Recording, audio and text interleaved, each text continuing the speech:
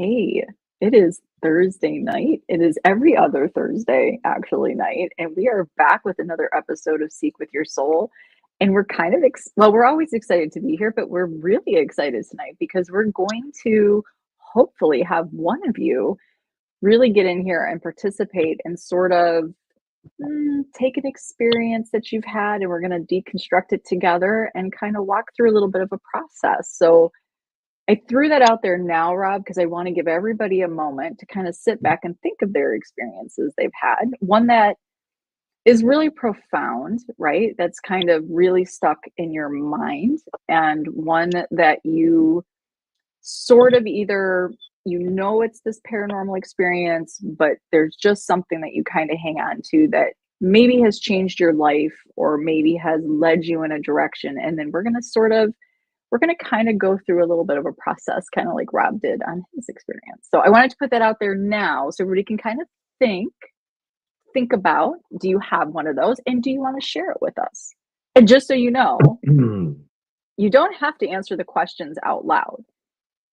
Some you may want to, and some you don't owe us those answers, but you do owe yourself those answers. So don't let that stop you from saying, yes, I would like to try this, right?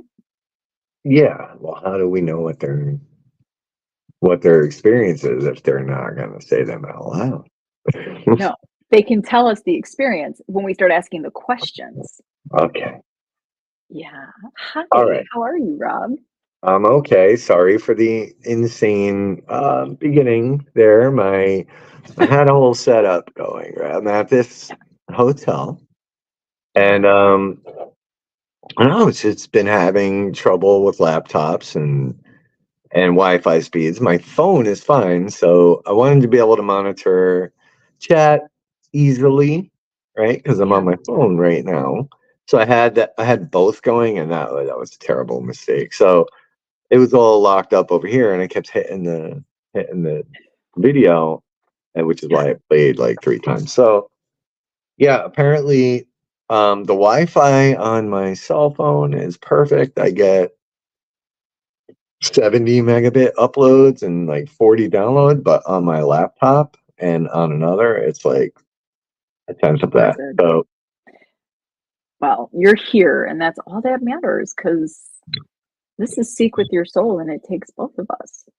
It takes both of us, right? To talk to everybody and to get this conversation going. But before we start, let's say hello to everybody that comes back to join us on this little journey we're taking. We have Stacy, Professor T, right here. He was the first side piece technically in the house. We have Bill from Empty Casket right here. He's actually he's not just on the side, folks. He's on the side of Rob as well. He's right there. There he is. Hey, Bill. He's gonna join in on the conversation. We have the beautiful Miss Danny Marie with us. We have Dee Dee in the house. And by the way, Dee Dee, Rob and I saw you I just realized something, and then you never got back to what you realized. So we're hoping that you share what you realized, kind of keeping us here on like pins and needles. Pins and needles.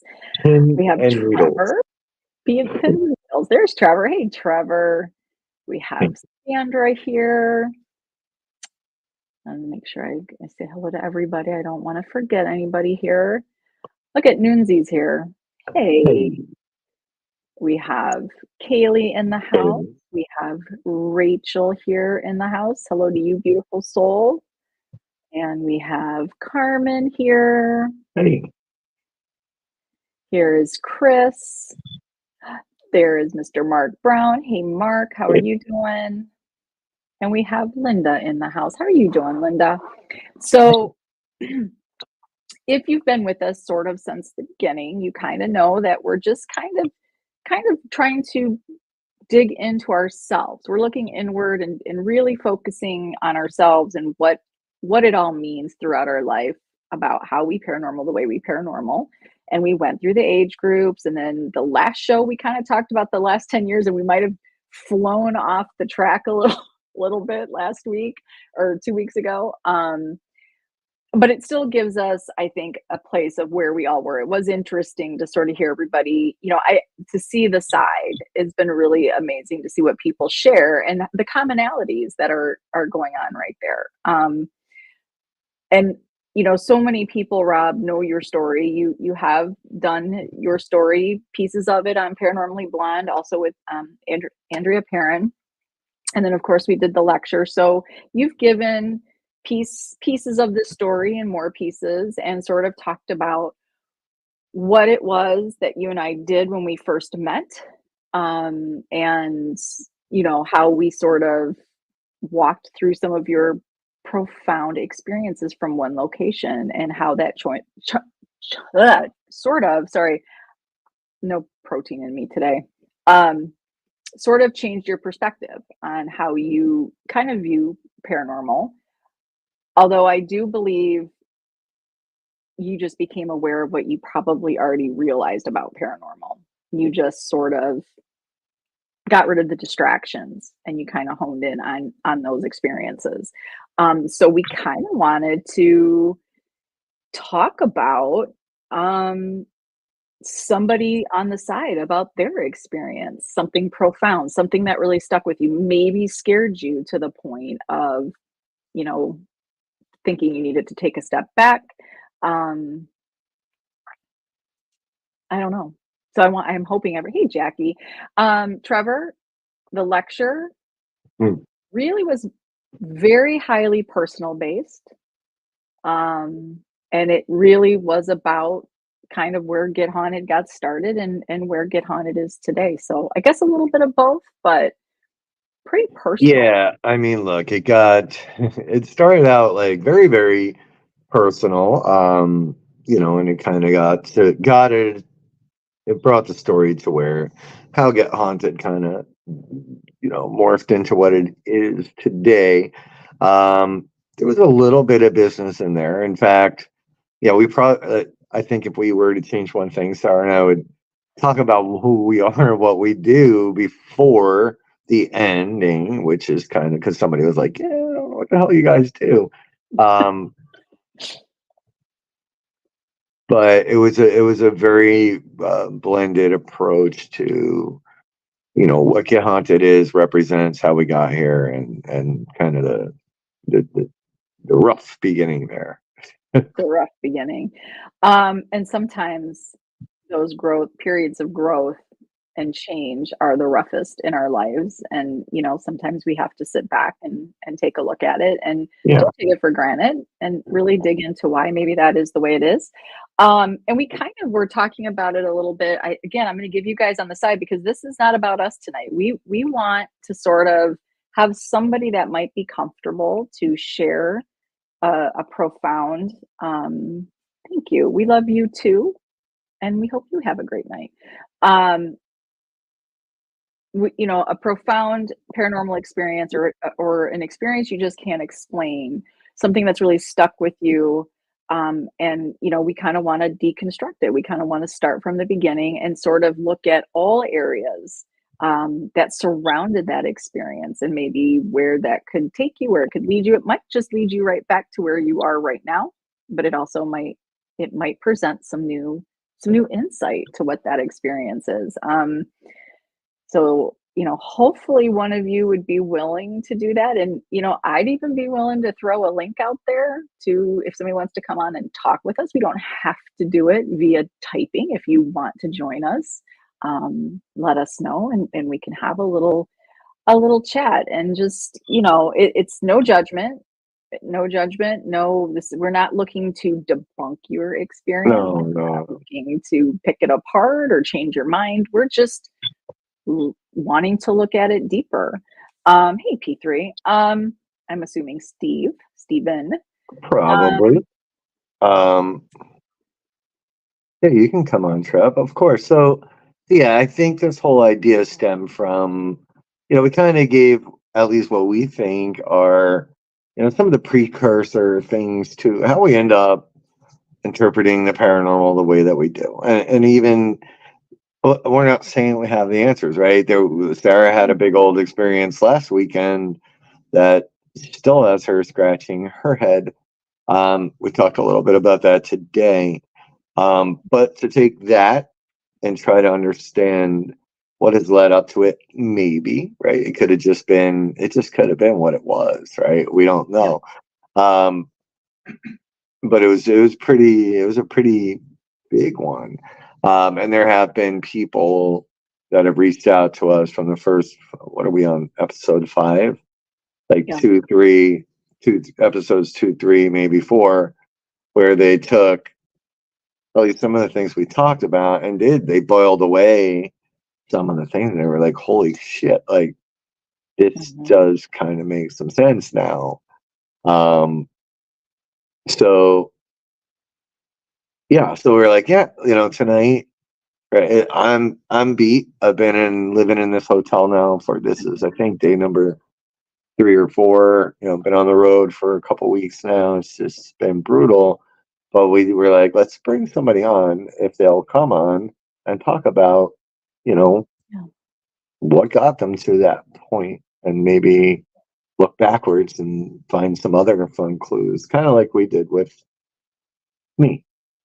Yeah, and Trevor, we will give you that time. So we were talking a little bit about my visually profound experience that I had this past weekend. Um, and hey, Faye, and it's one of those things for me. Yes, I have seen shadow people. Yes, I have seen the things move. I don't believe that I've ever seen a full apparition. I don't, that I'm aware of. I don't know. Um, I've heard things, I've known things, but this visual experience in itself felt different. And we were kind of trying to deconstruct it a little bit today, trying to figure out, what's going on, why today. And look, sometimes it just comes down to this. Sometimes you were just the lucky recipient of, right, of something that decided to show itself. So it wasn't just me. There was a few of us in the hallway, and Rob, we don't have the other two here. Danny, you're on the side. Let me know. You were there. Let me know if you can say the same thing. Although Rob didn't see exactly what I saw, you did at the same time witness something. Yeah, well, there's two pieces to this, right? There's one thing that we both definitely Mhm. saw, and I could reconstruct and draw a photo of it, a picture of it for you. And then the other thing there, I could see something. I did Mhm. not have the clarity that you had on it. Mhm. I knew you were scared. I saw that you were maybe not scared. You were startled for sure. Mhm. Mhm. And came from where I was seeing something, but we did have a different. Mhm. I don't know if it's different, but I didn't have the level of detail you did. Mhm. It's hello to you. And so it does make me, let's see, Danny saying there was a shadow person or something, and then I could have sworn there was lights. Yeah, so there were the lights were an anomaly that all four of us did see. We could all describe that. And today Rob and I were discussing almost at the same time this particular blue light at the end of the hallway.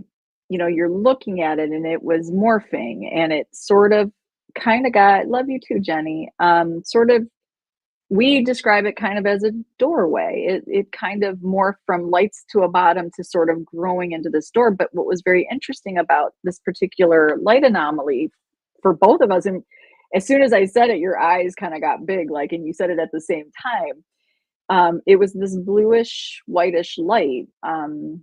soft. It wasn't hardcore neon, but there were these strings, or what were you calling them?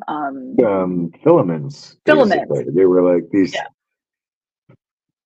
Yeah. tenuous, like it was weird. It was almost like a mesh or a webbing, or Yeah. but strings or filaments. Yeah, and they were drapey sort of at the top and then some over it was a very interesting light. So what came from that for me, it was,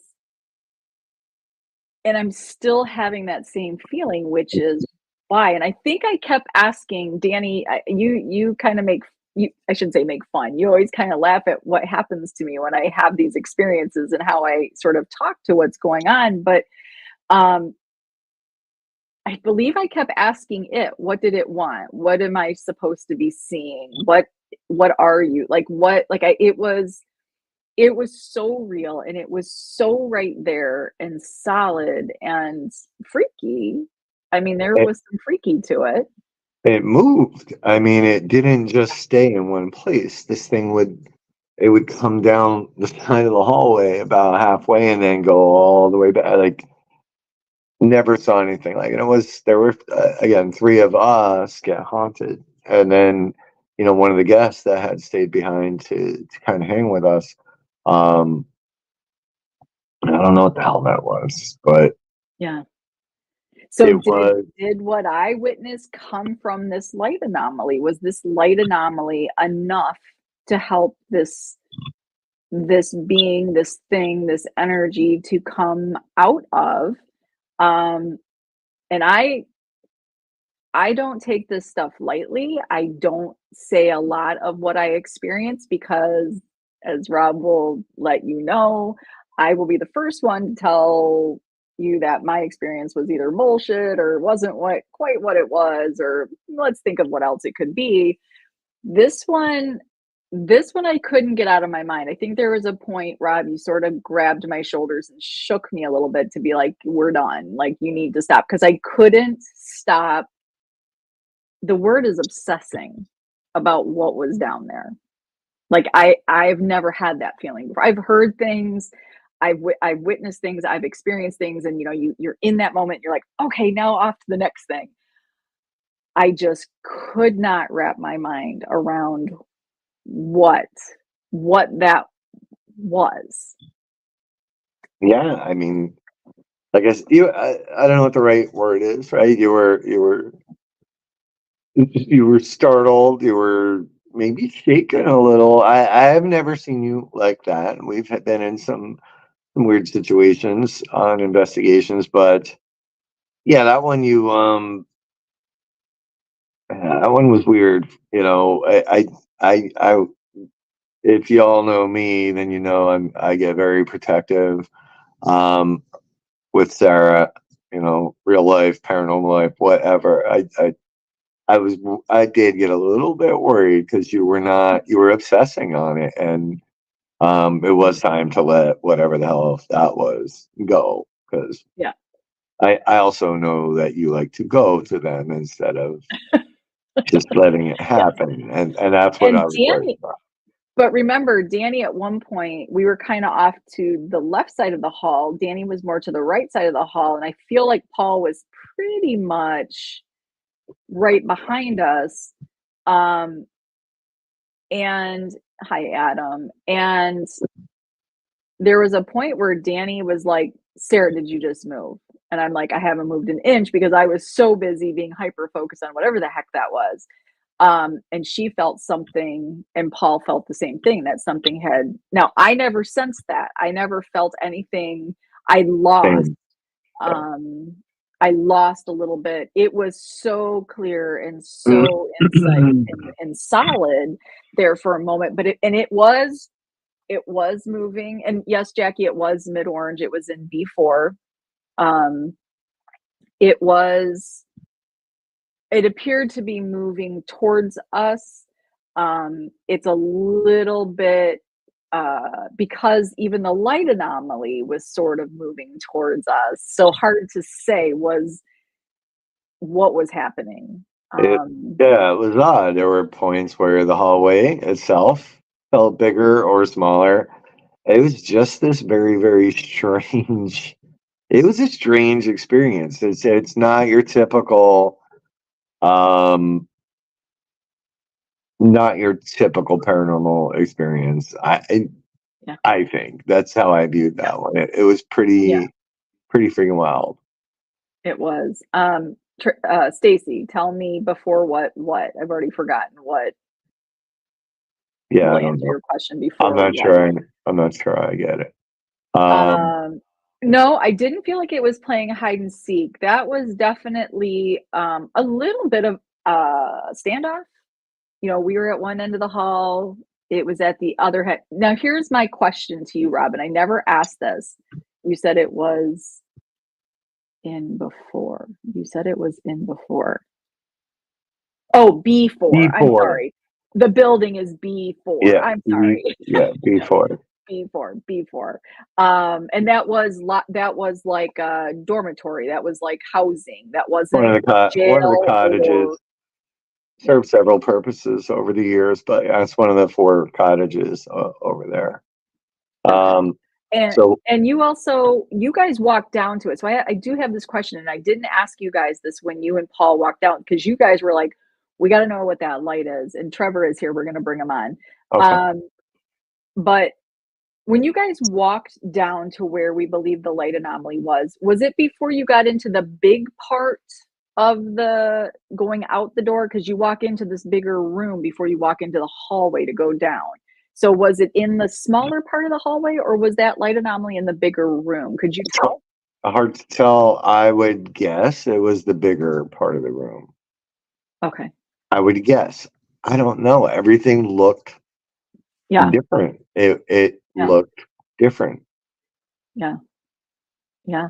It did. All right, Trevor, are you ready? There you are. Hi, Trevor. Hello, everyone, and then how are you two? Good. How are Yeah, you? good. I was eating some food, and then you guys said for me to hop on, so I had to like rush to get my studio up and going. I had some dirty You're clothes in the good. background and everything, but I'm here, You're good. and Take a breath. Just we're gonna dive in if you don't mind. Thank you that's fine, for volunteering your experience. But of we are course. so curious if deconstruct another. Like, was this just a one? Am I a one trick pony, Rob? Helping you out here, you know. But I think there's something to this. I think when we stop and really look at our experience, Yeah, you might find something new there that you never realized. yeah. I from people in my past that have had relationships, experiences. With Lily or with some of her friends that back when we were in high school, they were into like all the horror and creepy stuff, but they weren't like active investigators. And they would go to cemeteries and like the EMF would spike once, and they would act like they just saw the biggest ghost in the world, and then we would explain it, and they go, so there's more to it than just green and yellow lights. I'm like, yes, there's a lot more to it than Yep, just green and yellow lights. So, there is. There yeah. is. So when you think, before you tell us your experience, do you Okay. have one in particular that you want to talk Yes. about? Yes. Okay. Can you tell us the age range of this experience? How old I was? This was a year and a half ago, 2 years ago. Okay. Yeah. Okay. So I So was fairly recent. So you were 24. 24. Yeah. Just a Rob, baby. Rob, what were you gonna say, Rob? Like, I was gonna say you were 14, but that's fair. this is serious show night. I'm not gonna be funny. All We're right. So you were 24. Yeah. Um, do you want me to give like the TLDR for right now, or just go into it? I think talk about the experience Okay. Okay. and to whatever detail you want to go into it, and then we will start asking you some questions. Okay. And whatever you feel comfortable answering to us out loud, answer, and we will sort of walk through this together and see if there's something that you are missing, or that maybe as you're talking to us, you may go, oh my gosh, you know what else I just remembered? So it's Okay. just about taking one experience and really digging into it. Okay. I talk about this experience a lot on the podcast, but I never really go completely in depth. But which once I started that like story time thing, I will. But that's a whole nother thing. Um, so this happened at Missouri State Penitentiary, and I was at a event, and I was in death row, and then down below us was 3D, and there's stairs that come up from 3D up to death row and follow down, and uh, while I was there, I thought I saw a regular man, fully clothed and everything, walk up the stairs and go down the hallway, and in the moment, I'm like, I don't want him to contaminate other groups. So I'm like, okay. So I walked away. I sprinted, walked as fast as I can, but as quietly as I could to peek around the corner. No one was there that matched the description of what I saw. And in that moment, I kind of froze and was like looking down the multiple hallways. And at that point, Jenny Switzer and her coworker at the time, I forget who it was, uh, and at that time she barely knew who I was. She comes up and goes, "Is everything okay?" And I go, "Yeah, I just saw what looked to be a guest go away from the group. Was not supposed to be up here at that time. I was just gonna try to catch him and see what he needed." And she goes, "Well, we haven't seen anybody like stragglers going around." I'm like, "Oh," and she goes, and without second thought, she goes, "Did he by chance have on overalls, big boots, and a cap?" And I'm like, "Yeah, he did. Yeah." And she goes, "And a flashlight?" And I go, "Well, everyone here has a flashlight." And she cut me off and goes, "A big maintenance light." And I go, "What?" Me being shocked, I'm like, "Why do you ask?" And Yeah. it sounded rude in hindsight, but I said that, and she goes, "Was he really tall?" I'm like, "You're keeping me in anticipation." And she goes, "Big boy." I'm like, "Big boy? I don't like. I thought that was a friend of theirs." And she goes, "Well, big boy is a spirit that we've been capturing here for years upon years," and I'm like, "Oh, all right." And then months go by. For some reason, I didn't even think to look him up on Google. I'm like, "Big boy, big, tall, shadow like apparition," and then it kind of put it into perspective of like again, because whenever my first event with Get Haunted as a guest at a Randolph Infirmary, uh, Rob, you showed a picture of him on the presentation, and I was just stunned there, like, so it's all. So I that experience was so prolific to me that I'm getting a tattoo eventually of it. But Oh, it just every time I've had dreams about it in the past, but the dreams were just like me reliving the experience of it. There's like it doesn't build onto anything yet, but that's the experience in like a big nutshell. okay. So my first question that I want to ask then is, clearly that's not your first paranormal experience. No, no. Okay. So now we want to ask, why this experience? Why is this experience the one that you are holding on to so tightly? Because that was the first time I've saw a full-bodied apparition since my very first experience, and I'm fidgeting with a screw. I almost dropped it. You're good. Anyway, so long story short, my first experience was a large white apparition in my dad's graveyard. And my dad has a old graveyard of like 7 stones. They're all unmarked in his like at his house. And I was running around the house the one night, saw that, and then I'm like, at the time that was literally my stepping stone into the paranormal. So I'm like, that was something. Years go by. Lily is like, hey, this is what this was. I'm like, oh shit. And then years go by, and then I'm like, I want to see that again. Like, apparitions are like the piece of evidence that holds my heart now. And then when Missouri State Penitentiary, when that happened, I'm like, it was that moment of it finally happened. And now that's the one. Why does your dad have a graveyard? Okay. So, um, the house that I grew up in, he built it a couple months before I was born. He built it from the ground up, and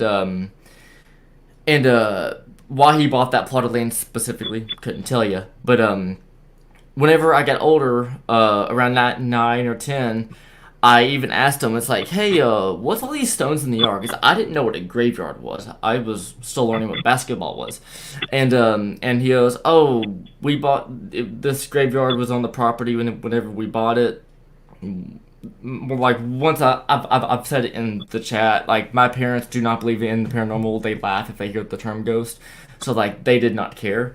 So I'm like, it was just there whenever we bought the property, and it was good land, so we built it. I'm like, okay. So then years go by, and I did as much research on it as I could, and there's nothing. So from what we can gather, from what my grandpa could gather, because he said that cemetery has supposedly been there since the Civil War. So there's only there's one marked grave that looks like relatively recent, and that body was buried in '62. So I think that was like a family graveyard, or a grave site. But the other six are literally like no etchings of words or anything. It's literally you chop off a piece of a stone and throw it in the ground. There's nothing on them. Not one anything. It's literally So, like. Go ahead. Yeah. oh, go ahead, finish. It's literally like if you go to a like a riverfront, find a random stone and throw it in the ground. There's nothing on it. It's a broken piece of stone. Okay. So that's where I had my first experience, and ever since then, I want to have another apparition like that in my life, and I finally saw the comment. Has he investigated? Yes, I have plenty of times. It honestly, I've gotten some spirit box voices, but if I'm being honest, nothing compelling. I may have heard like a yes or a no occasionally, but I don't remember what I asked. Um, but EMFs are can be off the charts, but they're once in a blue moon. So I think if I had to guess, something there eventually gets the energy to manifest itself in some way, and then does, and you don't see it again for a while. So residual energy of some sort from the Civil War, or Mm-hmm. Mm-hmm. or just doesn't want to be talked to a lot. I don't know. So Rob, where's your mind going? I'm seeing you like take this in. No, so well, there's a couple things because I'm familiar with Missouri State, 3D, and Death Row. But how old were you when you had that first experience? that first one, I had just turned 12. It was about a week or two before my birthday. It was the middle of winter. When did you say your first memory, though, of a paranormal experience was? It wasn't 12. I feel like when we went over the age groups, 12 wasn't it for you. What was your first that you can remember? The first experience that I remember, I was 12, but the first experience that I remember once I knew what everything was like 15 or 16. Like, yeah, well, like I was 15. I was graduating high school, and I had my first major experience at Pilot Snob, and at that point in time, that was my first major experience since I was 12. But at that time, I'm like, okay, I know what this is now. I know what debunking is. I know how I'll use all this equipment. So we tried to go further into what happened there. But when I was 12, I saw it, and I'm like, the experience had got ingrained into my head, but I didn't know what to do with the information that was laid in front of me. I was just like, okay. Mm-hmm. So, Mm-hmm. yeah.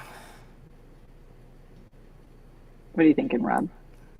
I'm just writing down thoughts on this one. Um, And if it helps, Rob, to help piecing it together, going more in depth into the my dad's graveyard one. Uh, I ran around the house multiple times. I was playing with my dog. I wasn't just blindly just running around my house. But I told my dad, I was like, "Hey, I'm bored. I'm gonna go outside and play with the dog." So I grabbed the dog, told him, and started to run. But the second time, the first or second time that I ran around the house, I heard this like whisper, but like it was windy. I'm like, it's whatever. I'm just being creeped out. That happened two more times, and then eventually I heard that same noise, but with no wind, gust at all. And I didn't assume ghost is talking. I just was like, I didn't feel anything. What was that noise? Looked over in the distance, and there's a big oak tree. So from your perspective, looking at me, there's a oak tree here, and then behind and to the right of the oak tree is the only marked grave. And out from behind the tree comes this white mist. Couldn't see like the features or anything. It just looked like an ovally mist. And ovally mist just came out and stopped beside the only marked grave. I got this feeling that it was just looking at me, but I don't know. And then it got smaller beside it as if it was kneeling down. And then within seconds, it just absorbed into it. And I'm like, what did I just see? And then years go by. I was talking to Lily about it for years, and she goes, "You saw a ghost." I'm like, "Okay." And ever since then, I wanted to find out what that meant, and here we are. But Here we are. and then in Missouri, it came up from 3D or went down? yeah, I like. I was on the if you're looking at the building from the courtyard, front left. So as soon as you walk in, I just went straight to the left, and so we were right above where the stairs are are entering at 3D. So death row and through 3D, then stairs, and I look over, and out of that dark corner where the stairs start, guy just walks out and goes and walks towards the center where you would go at like as if you were exiting the stairs, and that's when I kind of chased him down. And as I turned my head and to look around that corner, there was nothing, and he was not walking fat unless he picked up speed. But if Jenny was looking in that direction too, as I was going there, she says she didn't see anything either. So Is that common, Rob, at MSP? I wouldn't say common, but he's known. He's well known. Yeah, I mean that photo I shared is not my photo. Is there an echo? I'm hearing an echo. I don't. Let me turn down my headset. Maybe that's Oh, me. it's okay. I'm just making sure I'm not losing it. Yeah, the photo I use in that presentation it was taken by the warden's daughter, actually, on death row. So yeah, he's a big dude. Yeah, the white mist you saw as a kid, was that, you said it wasn't really human shaped, right? It was just It looked like if you were to, yeah, just an oval with a couple of bends to it, like enough to tell that it was a human shape, but like I couldn't see where the neck started or the arms ended. It was just the general vague curves were in the similar area where shoulders would be and stuff. Yeah. Mm-hmm. It's kind of like in Photoshop, if you took a picture of a guy and just like put afterglow on him over and over and over and over again. Yeah. Yeah. So you could tell it was a human shape, just Yeah. not hyper defined. Yeah. And Dee Dee is sort of asking, so for you, is that sort of your intention? But so you had this experience at 12, and I do have a question for you that I don't know if you're going to want to answer or not, but you have, you have this experience at 12. Now you're 24. You're at MSP. You now always wanted to see another apparition. Do you go in with that intention? No. I honestly, I've had so many, and this goes for almost every location that I've been to, except give or take Bobby Mackey's or the Conjuring House, because I've only been to each one of those places once. But to MSP, to Pilot's Knob, to my dad's cemetery, um, I go into a I've had so many investigations to where I get nothing.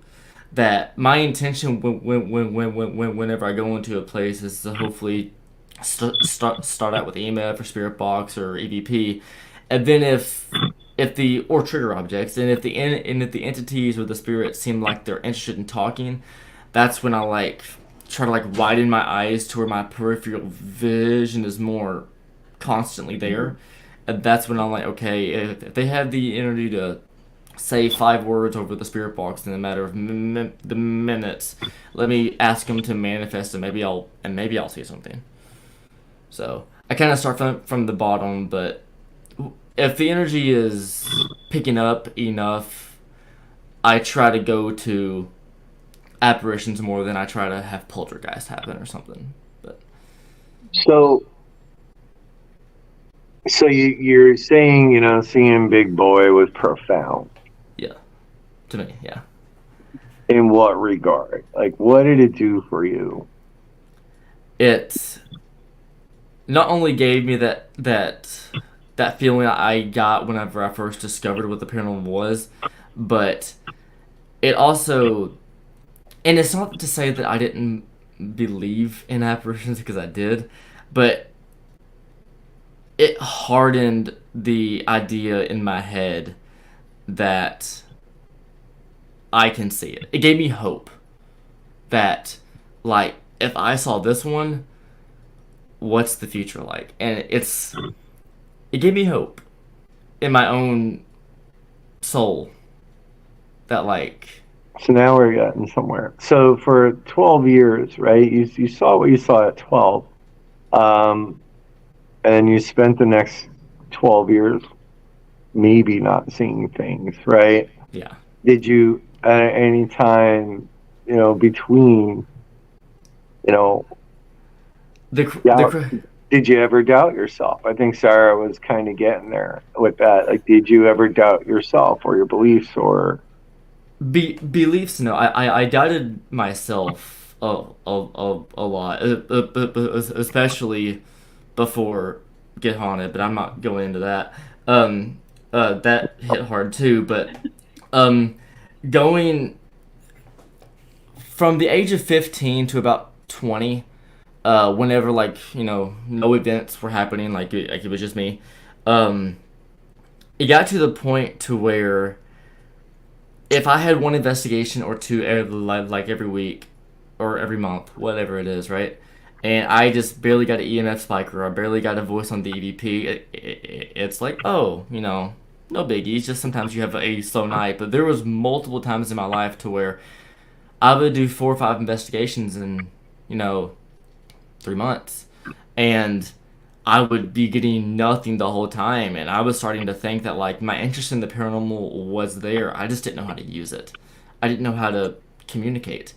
And then so got to the point to where instead of, like, telling myself that I was wrong, I was still in the learning process. I'm like, I have no one, because Lily was in the same boat as me, just she had, if I'm being honest, she had more trust in herself than I did in me. So I was at the point to where I'm like, no, what I'm doing, it like is right, and I kept doing what I was doing, but something wasn't, and I'm like, I have no guidance here. I'm Okay, literally. so let's get a little personal, Trevor. Don't Okay. don't be scared. Um, right, Adam. Um, so I'm not going to tell you I'm a psychic medium, but I am going to tell you Okay. what I particularly felt when you started to discuss your 12-year-old experience. All right. Um, but what I want to ask you first, and I would love if you could, Dee Dee saying good luck to you. um, for a minute, what at 12 and what at 24 personally was similar? there's something, Trevor. There's something at 12 and there's something at 24. Because when you talked about 12, I got extremely emotional.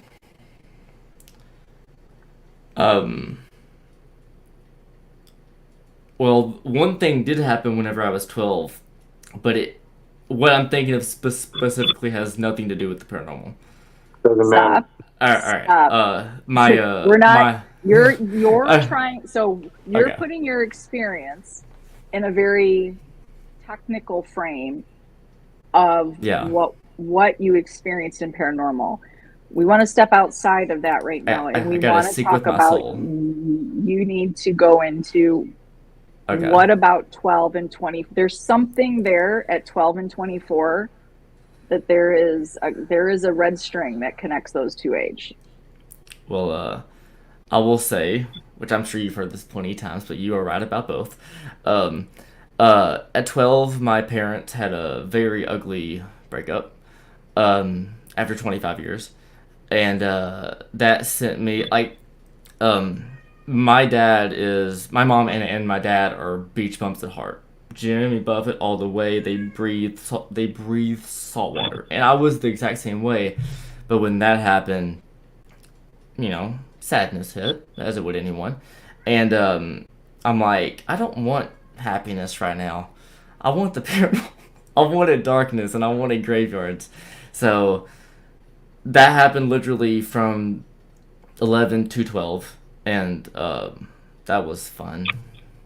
Um, and then at 24, let's see. Yeah, 24, technically almost into 25, but all the 24. Um, I had a relationship of about a year and a week, and found out later in that relationship that for half of the relationship, she was with someone else. So that was fun. So I felt the same thing to an extent that my parents felt, and once again, fun time. But but yeah, that Okay. was 12 and 24, and you're good. And damn, Sarah, holy shit. Rob, what do you see where I'm going here? I'm good. I'm good. I'm good. You I'm okay? good. Okay. Yeah. So, and there's a few things here already. Yes. Okay. I thought you guys froze. Okay. You guys just sitting there. Okay. But yeah, that You're okay. I don't want to, and if I go too deep, Trevor, or if I ask something too oh, personal, just say it. Just say I'm not okay. interested. It's okay. This is for Oh no. you. This is Uh, not for our consumption. I think you guys cut out for like the past like 30 seconds. So did you say anything in that time? Yeah, you were frozen. Okay.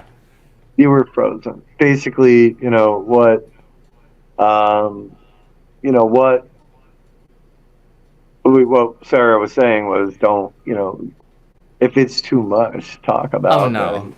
No. Um, Ah, but no, for me, there's a few things that stand out as well, right? And it's something not specific to you, but I know for me, you know, all my big experiences, and just a recent one with Sarah, um, they happen when we're not looking for them, right? yeah. When we're not actively investigating. So I've been where you were when you were talking about feeling like, just can't do this. It's just not working. Everybody hits a slump. Yeah. Um, Thank you, Dee. and those slumps are probably very, very important, right? Because it Yeah. helps you get other things out of the way. But yeah, when that's why now Sarah's question was on my list. What happened at 12?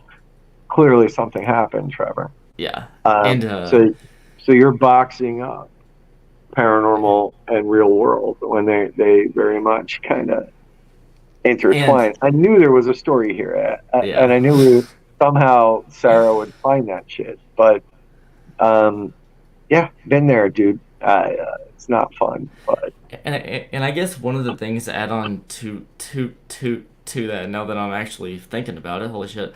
Um, Back whenever I was 24 and I was going through, back whenever the relationship was, I guess, good the first half. Um, um, she was very, my ex. She was very kept to herself. She liked the paranormal and all that fun jazz, but did not like to speak her voice.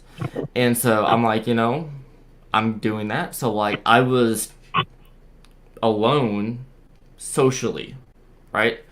And uh thank you, Bill. Bill, right? Yeah, Bill. that's Bill. Okay, thank you, Bill. My head went to Brian. I'm like, that's your last name.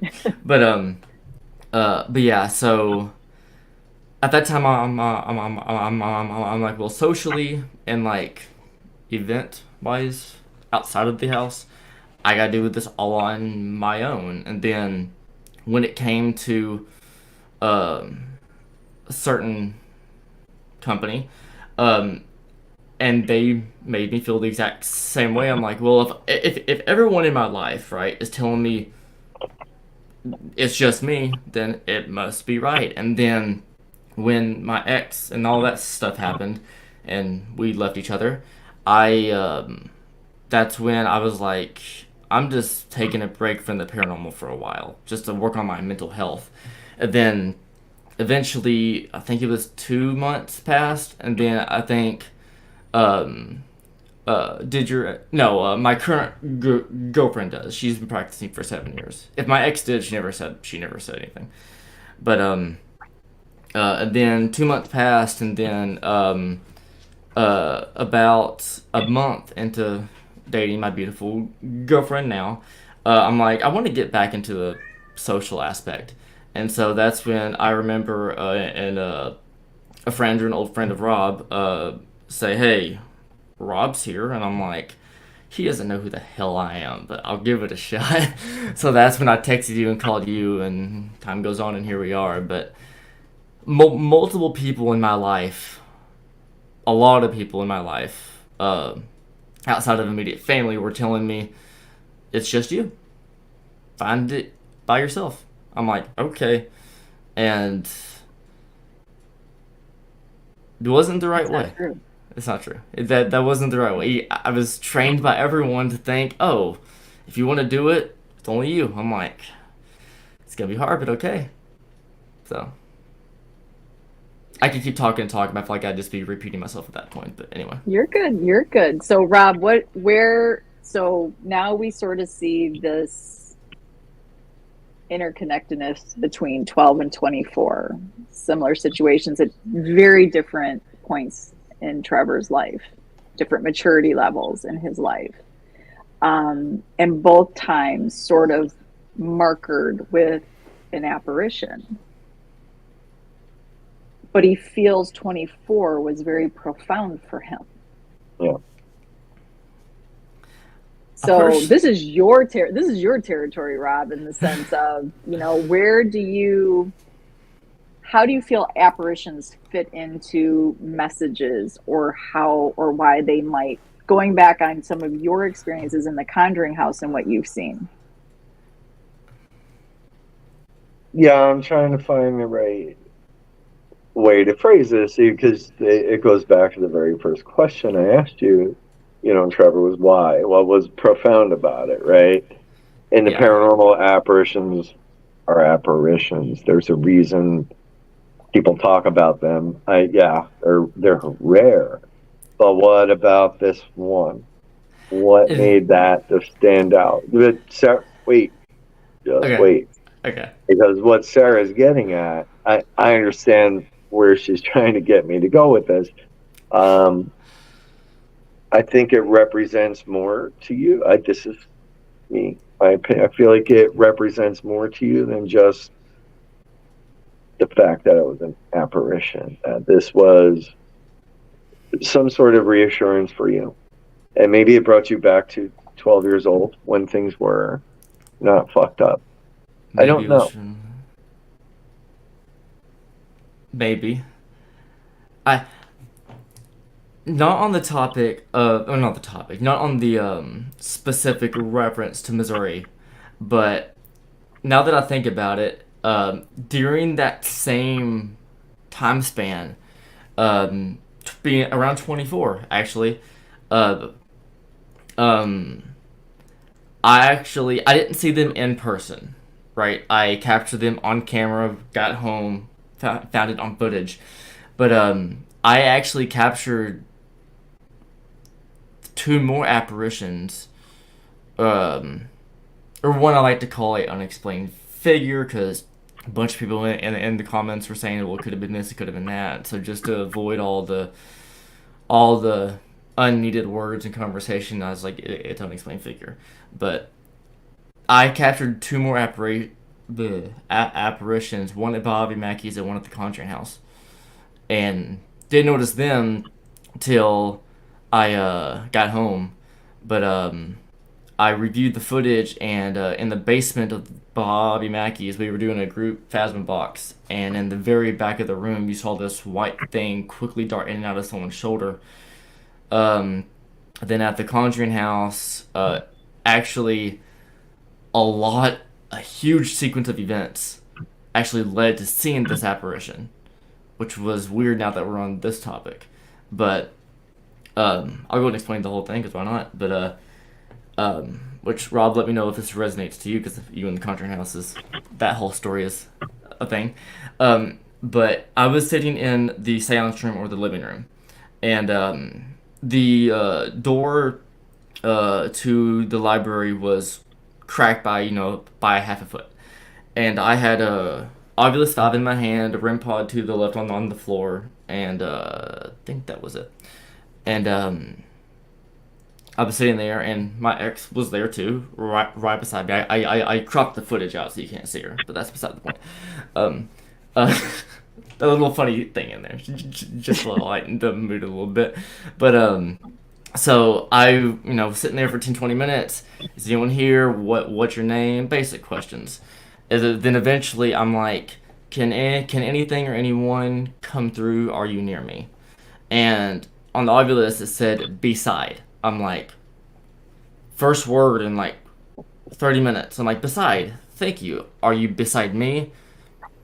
Not 10 seconds later, 20 seconds later, the Ovilus lit up to the left of me on the floor. I'm like, now we're getting somewhere. I'm like, I think I held my hand out for it to touch me, or maybe I asked it to touch my shoulder or something. And right after that, we heard a huge loud bang in the library. And of course, me and everyone around me was like, the fuck was that? So we rushed in, and Rob, you know that old fashioned globe on a stand that's in the middle but beside the window? That globe, one of the notches that holds it into the stand got knocked off and it fell through the stand. And we eventually debunked it, or not debunked it, we eventually found what had made the noise, and we were like, that was awesome. And then, right as we found out what it was, one of the host of the night, was like, did you hear that upstairs? And knowing 20 minutes ago, I guess went upstairs, and I'm like, oh, that was just so-and-so. And they go, no, they just came downstairs and left like 2 minutes ago. I'm like, so no one's upstairs? And she goes, no. I'm like, okay. And I left the library. The whole time that I was walking up, I didn't hear any more footsteps, no nothing. So I'm like, if they were moving then, they would still be moving now to walk across. So I went up the stairs, got to the halfway point where it plateaus to turns right, and I didn't look through my camera, but like I had my camera just pointed in like the general area, and to the left of the stairwell up on the floor in night vision color anyway, you see this white apparition poke its head out and go and dip back. Then I saw that whenever I got home, and then I'm like, I wish I would have saw that in person to continue this investigation, but I didn't. But between MSP, that, and Bobby Mackey's, a decade later, I saw 3 apparitions in the matter of a year. Trevor, who, no, let me rephrase that. Do you remember a time that you perhaps spoke out loud? I don't want to say to nothing, and I don't want to say to something because I'm not sure if you realized what you were doing. Doing when? Pre-12. Oh, like, was I? Do you find yourself speaking out loud for your anxiety or anything like that? Do you find yourself speaking words and it would have been something you did younger? Um. I don't want to say an imaginary friend because I don't think that you Oh tagged it yeah. as that. I actually wasn't good at names, and my imaginary friend's name was Eric. I thought Eric was a cool name. Looking back, I would have changed the name, but Eric, yes. Okay. I uh, I didn't see him as some imaginary figure in front of me. Like I didn't see him as like my mind's picturing another guy in front of me. It was a voice in my head that just talked back. I would have conversations in my head, but they were literally like if I was having conversations with another human being. My mom and dad even caught me a couple of times, and I was literally just asking questions to myself that I either knew the answer to, or I was sitting there going, I don't know. But yeah, I had an imaginary friend. The exact time span I don't remember. From the age that I could like think for myself, so like 5 or 6 ish, whenever people usually have the ability to think for themselves, up until I was probably 9 or 10. I lost the imaginary friend like a year or two before the 12 thing happened. But Mm-hmm. Yeah, yeah, I don't for think you lost. I don't think you lost him. I think it just morphed. Um, I don't talk to him as much as yeah. So yeah, I guess, and I think I know what Sarah's asking. Do you ever recall maybe ask him for some kind of help or guidance or Um, understanding? I don't remember it if I'm being honest, no, but I wouldn't put it past myself to do so. Um, I'm trying to think and talk at the same time, but you're um, good. Don't. It will We come don't to need an you. answer. Yeah, it'll make Yeah, sense yeah. yeah. to You're you. good. Just Oh, just oh, let this sort of settle on your okay. we are just taking we are deconstructing some of your past experiences. Okay. And I feel like Rob, and maybe you can speak in greater detail on this. I feel like 12 and 24 were very different than Conjuring and Bob Mackey. You know What is what? your thought when you hear him speaking about that? Yeah. I just realized, and me and Didi are gonna be talking about this soon. I told her before Monday. I set my mind to it because I want to have it done. Not have it done, but I want to do it. But around 12 or 13 is when I started having the nightmare, my nightmare. Hmm. Hmm. Rob, do you know about that? No. All right. Sarah, do you know the full thing where you?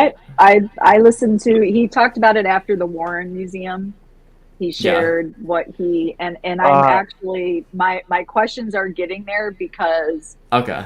I feel like who comes to you during your dream, not Do that you? these things are the same necessarily. Yeah. Do There you? is a commonality. Do you want me to go and explain the whole thing to you, Rob, so you can prep your questions and so on and so forth? Okay. Uh, yeah. so, so around 12 or 13. Now that I'm thinking about it, um, other than my first experience when I was 12, I there was no and the divorce with my parents. There was no other paranormal occurrence that happened that like when I think of this entity that I see in my dreams and the environment that I'm at in this dream, nothing visually points to something that actually happened in the real life. Like my bed wasn't here. I've never seen an entity that looks exactly like what I saw. So, but could have been sparked by something else. Yes, probably just visually, there's just nothing there that I can think of at the moment. But anyway, so this dream starts that I'm in I guess the best way to explain it, you've seen in Insidious, right? Like in like any of the Insidious shows. Okay, the further it's just I'm in blackness. If like the light doesn't even illuminate much, I'm in just a pitch black abyssal room with no end in sight, and I'm in a bed. Didn't look like my bed at the time, but I'm in a bed, a standard bed. And in this dream, I wake up in the dream, and I can control everything in my dream. I'm not like looking at myself from a third party like you would in most dreams, like, oh, why is this person doing this? Like, I feel like I'm astral projecting and I'm like there. Yeah, true. Um, but yeah, I was in this bed and I woke up in my dream thinking, not oh my god, like I wasn't freaking out, like it was like, oh, this is just an average day in the life of Trevor. So I wake up and I just go, okay, and then I go to get out of bed and I look down before I touch my feet to the ground, and the whole ground's like if you just dug up a gravesite. Dirt's piled up, bones are scattered, like it looked like a gravesite from like a haunted attraction, like stuff just to the ground. I'm like, bones, and okay, well, whatever. So then I'm like, I'm tired, I'm going back to bed. I think I was getting a drink, something, I don't know. I'm going back to bed. So then I got back in bed and I put the covers over me, and next thing you know, I started hearing this walking, like giant human walking. I'm like, it was, I'm like, and somehow I heard it, but I was still able to try to go back to bed. Like it wasn't bothering me for some reason. And so, but I could tell that it was going back and forth, like it was walking, pacing. And this was behind my bed. If I had to guess, 100 yards, because it was a big thing. Um, but the longer and longer I ignored it, the closer it got. But the closer it got, the faster it started to walk. Like it was just like a zigzag, closer to me, faster and faster. And the more, and eventually I got to the point where like I was in fetal, like holding my hands against my ears, trying to blank out the noise. Just it wasn't even crying. I was like, make it stop. And at that point, when I was trying to ignore it or block it out, this thing was like literally within feet behind the back of my bed, sprinting back and forth. It was like, and then it finally got to the point to where, I didn't do this in every single dream, but like the first couple of times that I had it, I remember, yelling, uh, uh, God damn it, stop it. And as soon as I said that, it stopped and I heard like a wind gust, like it blew the ashes, and then I woke up in real life. And then I woke up sweating, so sweaty that blankets were sticking to me while they weren't even put on me. Like I was having to peel off the blankets, and I was like panic attack mode. I was like, what the fuck? I couldn't breathe. I couldn't do anything. So then I got up, slammed my door because I wasn't thinking. My dad comes out like in night clothes, going. He looks at me with like drink with my hands were shaking so bad. Like I was in the kitchen, water was pouring down my chest because I couldn't hit my mouth. And he goes, "What is wrong?" And then I go, "Bad dream." And he goes, "You good?" And I go, "Yeah." And he goes, "Do you need a towel?" And I go, "I got it." To go back to bed. And he goes, "All right." And goes back to bed. So then I wipe myself down and I get back in bed, and that was it. Uh, So yeah. so this is a recurring dream? It happened countless times. Give a number 20 plus, from the ages of 12 or 13 to like 16. It would almost be like a once a month deal. Sometimes twice a month. And then when I turned 16, 17, that's when something happened. Stopped having the dream for close to 3 or 4 years. I even remember that, like, after that, 2 or 3 years passed, I was 20, 21 at that time. I even thought like, cause something I saw a video on online where someone like made this animation of like a demon or something, and don't even remember who posted or what it was. It was some random thing online, and I saw it and it didn't scare me or anything. But then I go, huh? Speaking of demon, I haven't had that dream in a while. Huh? All right. So, and then I forgot about it. And then I was under the assumption that whatever caused me to have it's over now. And then when I was then I did not. Then I was 2021 at that time. I did not have that dream again until the breakup when I was 24. But granted, that may have been induced by stress and depression because I had that dream specifically when I found out everything that happened, and there was a point after the breakup to where I was still trying to find a new apartment to move into. So I was technically living with her for 2 weeks. So I had it, and I'm like, I am so sad. I'm shaking in bed and crying myself to sleep for 2 weeks straight. So I pinned it on that. So then I had it then. And then fast forward 2 years, and Warren had not Warren the museum tour, and that Sarah, you're gonna have to remind me of the name of that statue. Sandy Hook statue. Oh yeah, Yeah, the Sandy Hook, yeah. yeah. The face of it just pierced my memory, and that night that first night after, or that night went to bed, had no dreams at all, no nightmares, no nothing. Then I thought, what if something's attached to me but won't show itself? So then I meditated, and then the whole time I was meditating, I saw like these eyes in front of me, but they weren't evil, they weren't colored, they were just white eyes that looked like perfect circles. Nothing creepy about it. It was just, two circles in front of me. At face value, they didn't look scary or anything. So I'm like, interesting. So then, my girlfriend did a cord cutting. That was my first time doing a cord cutting. Did not know what the hell was happening. She said the rope almost fell to the point to where it almost barely didn't even catch fire. So she goes, if anything is still attached to you, you didn't help remove it, or it did not want to leave. And I said, okay. And she goes, did you try to push anything out? I'm like, I don't know what to push out. I'm just doing this to see if anything's here. So it didn't go well to her. And then that night, I just kept having flash images of just the Sandy Hook face in my head. It wasn't screaming, yelling, nothing. It was just as if you just took a picture and we're just constantly showing it. And that was it. So, just I'm not sure if it's just the visual aspect of it that reminds me of the dream, or what. Could be. I mean, that thing has big eyes on it. It's like, Yeah. freaky. Yeah.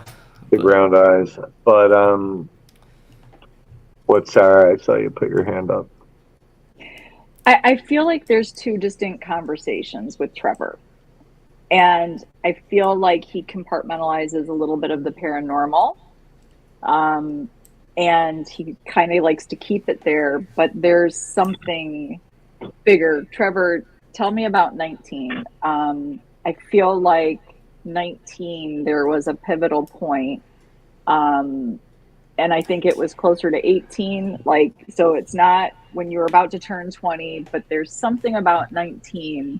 And I'm just going to I'm going to put this out there. You might not think that it was this important moment in your life, but it was actually more important than you realize. Do you remember 19 very well? 19, I was graduating college, but there was nothing as far as I'm aware that. This may not come to you until tomorrow, or Wait. even 2 or 3 days later. Give me a second. Let me Or look up ever. something. Let me look up something on my channel. I'm making a separate tab so I can still see you guys. I gotta twist my. I'm looking over at my monitor. Well, let's be a little bit honest here. Graduating college at 19 is not normally when people graduate college.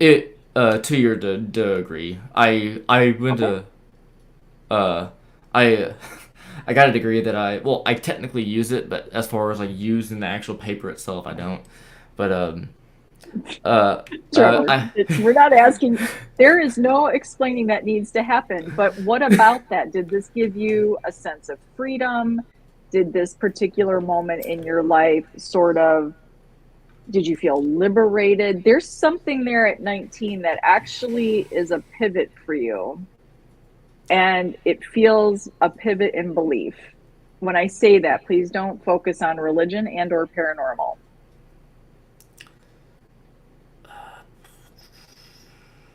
Was there somebody important to you that shared something with you at 19 that would have been life advice?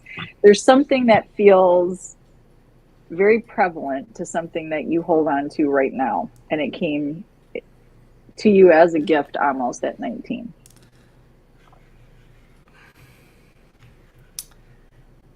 It's okay if it doesn't come to you right now. there's nothing coming to my head at the moment. The only thing I was gonna mention is I'm not even sure if it happened when I was 19, just it was around that time. See, 7 years ago, 7 years ago was when? That 2018, 2019? No. Don't ask No, me, I can't do math that fast. it's 2023 minus 7. That would be around 2016. Oh, okay. Then never mind. If that happened around the same time, that was the only video I had on YouTube get the most views I've ever gotten, and I was kind of in shock that, I was being seen, but that was years before 2019, so at the moment I can't think of anything. So Well, maybe that's it. Maybe you're saying the video was 2009, maybe 19, and that's why maybe the number 19 is stuck in my head. yeah, Um, the video grew at the time. Like I was getting 125 views for each thing, and that one video got 105,000. mhm. So There's Stevie. it's probably the worst video I've ever made. It was me half asleep giving an update on The Demon House by Zach Bagans. But anyone close to you passed when you were 19? Actually, I don't remember the year, and I know that sounds bad, but my grandpa, I don't remember what year that was though.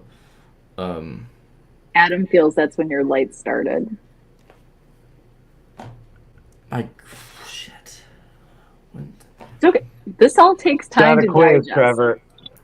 Trevor, not a quiz. These are just things for you to think about. We're not giving you answers here. yeah, We're just throwing thoughts out. I thought my mom will be up, but my grandpa passed about 4 or 5 years ago, 6 years ago now. So yeah, that happened around when I was 19, and he happened to be the only one that knew about the cemetery at least a little bit.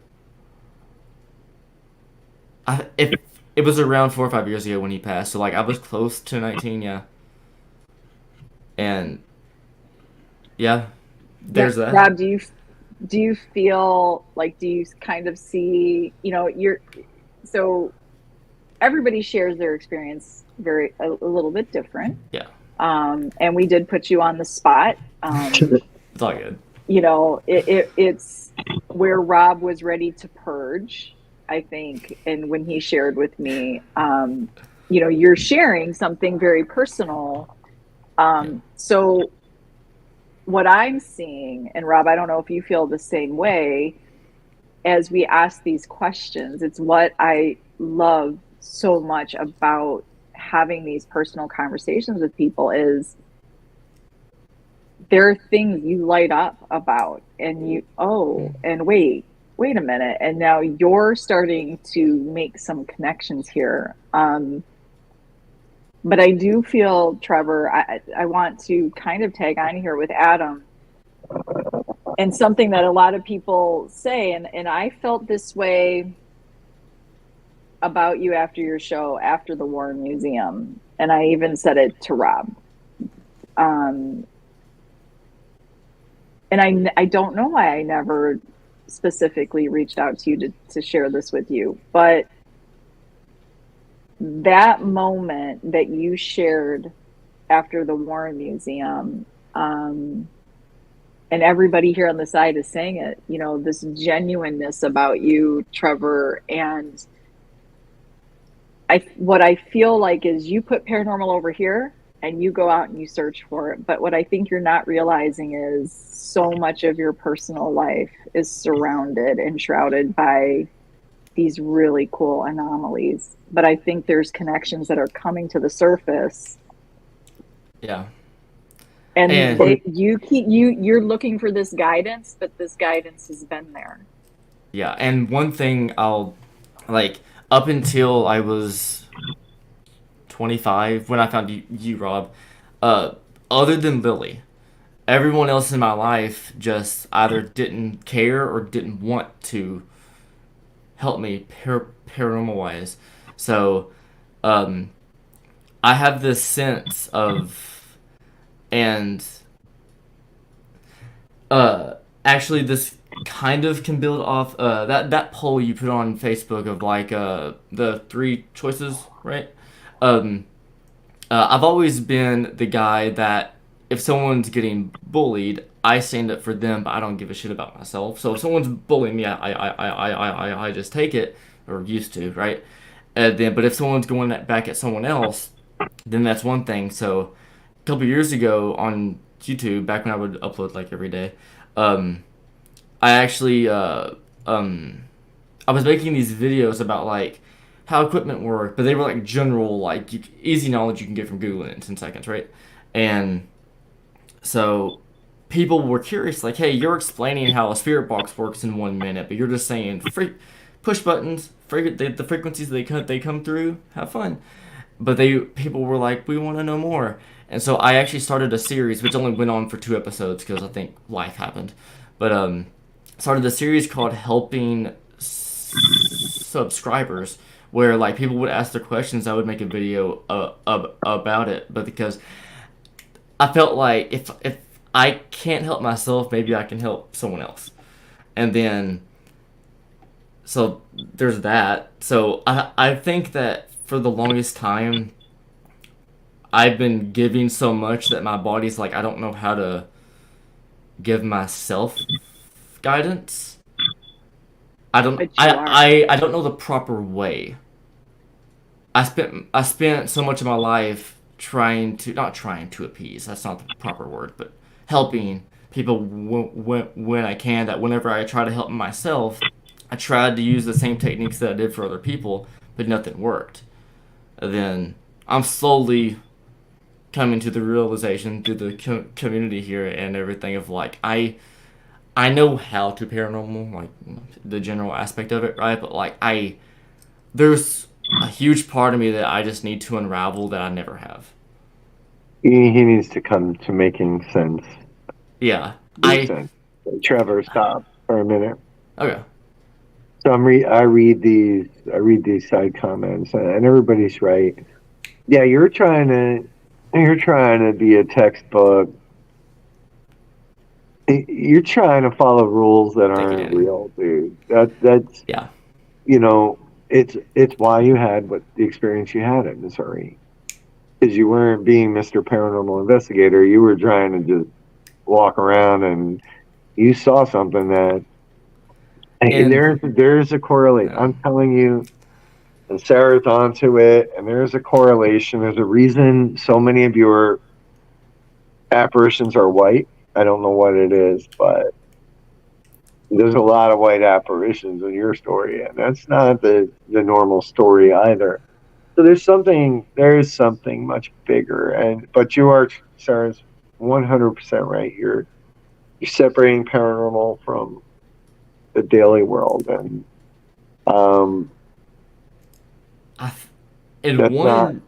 one reason I know why that's the case in the recent years is because a previous company, right?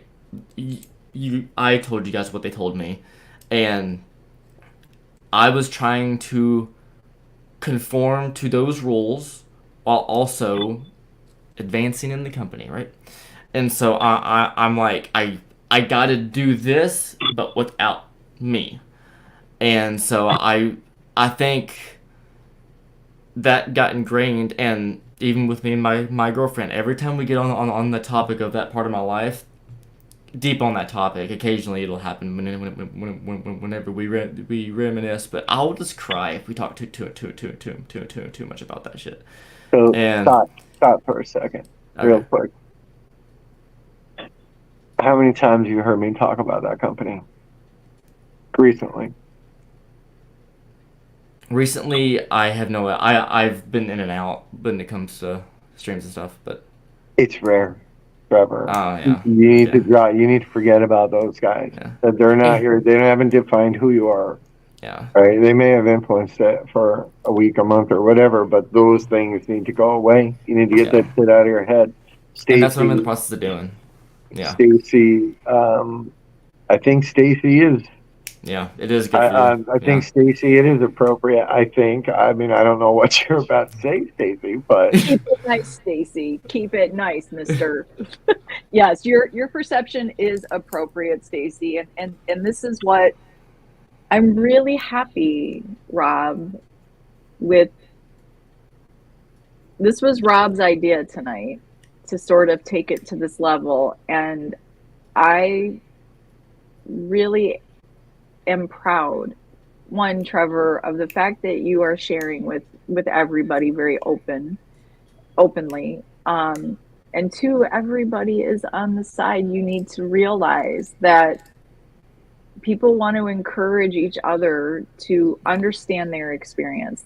We might not all have what you had, and we might not be able, it might not resonate or it might not relate to what we've done, but there is something here about our life experiences and what comes through. You yeah, know, this stuff is not just paranormal demon shit going on over there and it's on TV. yeah. What's that? Stacy, Stacy, maybe not type it out. Should we bring Stacy on to talk about this or no? Yeah, Stacy, say, do you want to come on? Do you want us to, so you can just say what you need to say? Just say yes. Stacy's typing words can be a little. I seem to remember he, not she. Yes, it is a he. This It's a is he. very true. You know, you have Thank a you, whole Danny. family here, Yeah, and you know a lot of what you'll do. And listen, when Rob and I spoke, there wasn't. It's not like what I was saying to Rob. He was like, oh my god, yeah, yeah." I mean, he went back. He looked at things he wrote. He dug into, and so when I ask these questions of you, they're not for you to give us answers. Like Rob said, this is not a quiz. This is for you to stop all the distractions, all the preconceived notions that you've had. Stop looking at paranormal here and stop looking at your personal life here. Bring them together. Shoot Do you want me to Stacy. add them? Yeah, shoot Stacy a link. Yeah, Bring it now, Stace. so just so you know, Trevor and the side pieces, other side pieces. Yeah, no, I mean, there were things when on that first night that Sarah asked me that I could answer, and then there were things that they didn't come to me for days, you know, yeah, 1, 2, 3, 10, 20 days later. To this day, 19 months later, um, things yeah. appear, right? Things come to the surface. So, but no, I mean, it's Okay, Adam. watching and listening to you is, But, it's actually crazy easy to see how you're separating this from that, where it becomes a chase for you or a quest for you when it's already happening, dude. It started at 12. and the one thing that I want to mention about that, because Danny said we're all a big family here, um, how I would best explain um, finding you guys and then trying to deep dive into my own head is almost like a wrapped gift. Once I left, the other company. Last time I'll mention them. I had a gift and it was wrapped tight with a ribbon or a string, and it took me months to get the strength to pull that ribbon off. Finally did. And then that was when I found you. And once I talked to you, I think I even said like I like invite me to the Facebook groups that I may not talk that often because I was still kind of bleh. And it took me a while, but then I think once I finally like got myself back out there, I took off the lid of the gift, and now like ever since then, I've had the courage to. I've had the courage and the belief of I'm loved here, but inside of my own head, I'm still I'm getting back out what was once out. I'm like having to reorganize my own head of like I have the ability and the power people behind me to do this. It's just what goes where now. If that makes sense. Stacy, it So, does. hi, make sense. Stacy. There's our friend Hey. Stacy. Sorry, All right, Trevor. I got the wife. She's actually in bed right now, so Uh-oh. You better make it quick, Stacy. no, it's fine. Or did you already make it quick? No, So I'm well into my 50s. That's not really a thing anymore. Uh-oh. Doesn't Yeah, make it- well, that's a Did- whole whatever. nother show, Stacy. That's a whole nother show. see that goes. Stacey- It's on onlyhaunts.com. So everything you're hearing, Stacy, and I know you've been over there. You're observing, you're listening, and he popped in. He said, "Is it appropriate to share my perception?" Stacy, what is it that you're hearing here? Well, I was on the side piece of one of Trevor's shows a while back, and I hadn't heard him before, and he was stuttering, which not a big deal. Yeah. But I asked him if this is a thing that he's had his whole life, or whether it's something that recently developed. And just a little story, a TLDR of that. My grandpa had it. My dad had it. My dad eventually talked so slow for 4 years. He got rid of it, and I'm trying to do the same thing, but it's a genetic for my dad. But you can go ahead. But why are you trying to get rid of it? It's one of my favorite fucking things about you, bro. Because being bullied in high school, I tried to a lot because of it. So I just kind of it's trauma at this point. So Okay. yeah, We Well, love it, Trevor. We love thank you you. for it. I'm kind of starting to. Oh, I'm sorry, I keep interrupting you, Stacey. I'm sorry. The point being is that a lot of people who have this from birth also have an ability, whether they realize it or not, of trans mediumship. There's spirits that are actually trying to talk through him all of the time, and he's fighting it, trying to use the words he wants to use instead of the words they want him to use. Now, there's a medical condition for it as well, but it's a lot of the trans mediums that I know also have a problem with stuttering. It's they will also have a thing where they will move it's a tick. Well, they will, Yeah. they'll try and their mouth is doing this. It's because the dead are trying to communicate through them. And this, he mentioned before with the meditation, and he saw the eyes, and he's had this presence around him literally since he can remember. It solidifies it for me that this is one of the things that if he was to actively develop, he would do very well. And it may actually subside the stuttering because there's a release valve in the trans mediumship, at the same time being able to actually be like a sleeping psychic that